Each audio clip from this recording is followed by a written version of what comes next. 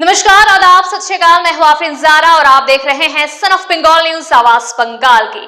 नशा मुक्त भारत निर्माण के लिए केंद्र सरकार की तरफ से लगातार प्रयास किया जा रहा है। आज युवाओं को नशे की आदत से बचाने के लिए आसनसोल के बीबी कॉलेज की तरफ से गुजराती भवन में एक विशेष कार्यक्रम का आयोजन किया गया। इस कार्यक्रम में कॉलेज के प्रिंसिपल डॉक्टर अमिताभ बसु, जमुड़िया के विधायक डॉक्टर बिजन मुखर्जी, आसनसोल उत्तर के विधायक कृष्ण नंदू मुखर्जी, बाराबनी के विधायक अरिजीत रॉय, आसनसोल जिला भाजपा अध्यक्ष देवतनु भट्टाचार्य सहित तमाम विशिष्ट लोग उपस्थित थे। आज प्रधानमंत्री नरेंद्र मोदी द्वारा देश के विभिन्न शहरों में युवाओं को लेकर कार्यक्रम किया गया। आसनसोल में बीबी कॉलेज को केंद्र में रखते हुए यह कार्यक्रम किया गया। इस बारे में कॉलेज के प्रिंसिपल डॉक्टर अमिताभ बसु ने सबसे पहले प्रधानमंत्री नरेंद्र मोदी का धन्यवाद किया।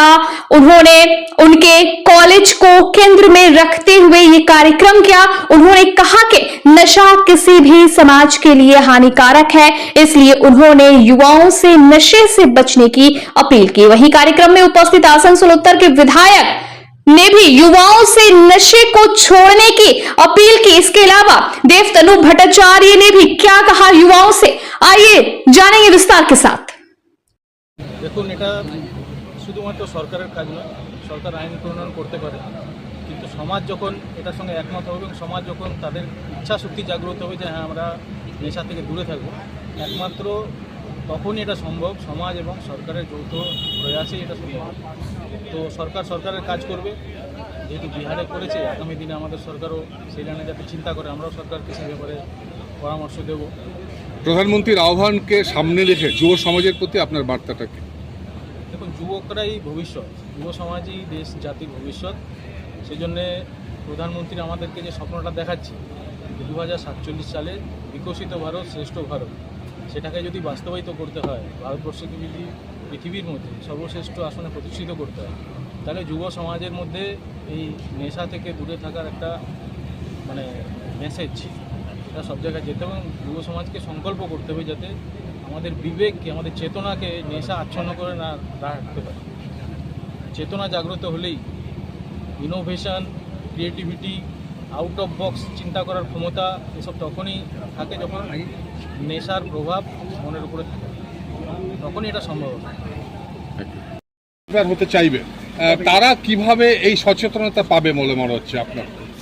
প্রথম সচেতনতা হচ্ছে যে আজকের প্রোগ্রামটা গোটা ভারতবর্ষের বিভিন্ন জায়গায় হয়েছে। আসানসোলেও আমরা গর্বিত, আসানসোলেও এরকম একটা জায়গায় প্রধানমন্ত্রী সরাসরি কথাবার্তা বলবেন। এই যে বিবি কলেজ, আজকে কলেজের জন্য এই যে নেশাগুলো কারা করে, কারা মাদক সেবন করছে, ইয়াং ইউথ যেটা রয়েছে, সবচেয়ে বেশি এফেক্টেড হচ্ছে আমার ভারতবর্ষের যুব সমাজ। যুব সমাজকে আলোর দিকে নিয়ে আসতে হবে। এর জন্য কী করতে হবে? এর জন্য প্রথম যে কলেজে যারা এই জিনিসগুলো করছে তাদেরকে বোঝাতে হবে, তাদেরকে তার পাশে। চিকিৎসক, একটা যুবক যখন মাদকাসক্ত হয়ে তার ট্রিটমেন্টটা শুরু হয়, সেই মাদকাসক্ত যুবকের সাইকোলজি কিভাবে কাজ করে, কিভাবে সে মাদকাসক্ত, এই যে খুঁজে বের করাটা এবং খুঁজে বের করার পর তাকে মূল স্রোতে ফিরিয়ে আনা কতটা টাফ বলে মনে হয় আপনার? দেখুন, যে কোনো জিনিসই টাফ যদি ভাবা হয় সেটা হচ্ছে খুবই টাফ, কিন্তু পারস্পরিক সহযোগিতা, সহমর্মিতা যদি থাকে তাহলে কোনো জিনিস কিন্তু টাফ নয়। সংসারের মূল স্রোতে কাকে আপনি ফিরিয়ে আনেন? সে তো আপনারই ছেলে বা আপনারই মেয়ে বা পাশের বাড়ির ছেলে বা পাশের বাড়ির মেয়ে। যদি আমরা সহমর্মিতা দিয়ে এবং তার সঙ্গে তাকে বুঝিয়ে সুঝিয়ে এবং তার সঙ্গে যদি বেশি সময় কাটানো যায়, কারণ সত্যি কথা বলতে গিয়ে এখন আমরা সব নিউক্লিয়ার ফ্যামিলি, সেখানে মা বাবা যেমন কাজে ব্যস্ত, তো ছেলে বা মেয়ে হোক আস্তে আস্তে ডিপ্রেশনের দিকে যাচ্ছে। এখন আস্তে আস্তে সময়টা এমন পর্যায়ে চলে এসেছে যে ছেলেকে বা মেয়েকে আমি 1 ঘন্টা সময় দেবো, বাকি সময় আমার এই কাজ আছে, ওই কাজ। যারা প্ল্যাটফর্মে থাকে, রেলওয়ে স্টেশন থাকে, বাস স্ট্যান্ডে থাকে, সেই অংশটার জন্য আমাদেরকে কী করতে হবে বলে আপনার মনে হচ্ছে?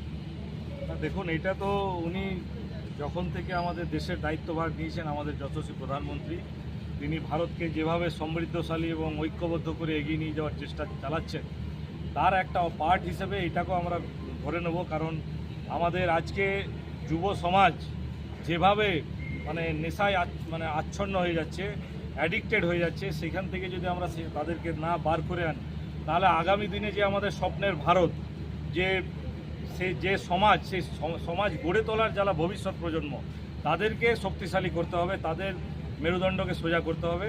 কারণ আপনারা দেখছেন যে বর্তমানে বিভিন্ন দেশ বিরোধী শক্তি যেভাবে মাথাচাড়া দিয়ে উঠছে এবং ভারতকে খণ্ড বিখণ্ড করে দেওয়ার চেষ্টা চলছে, তার কিন্তু একটা মূল যেটা ভিত্তি বলা যায়, সেটা হলো এইভাবে মাদকাচ্ছন্ন করে, নেশাগ্রস্ত করে আমাদের দেশের যুব সমাজকে নষ্ট করে দেওয়া।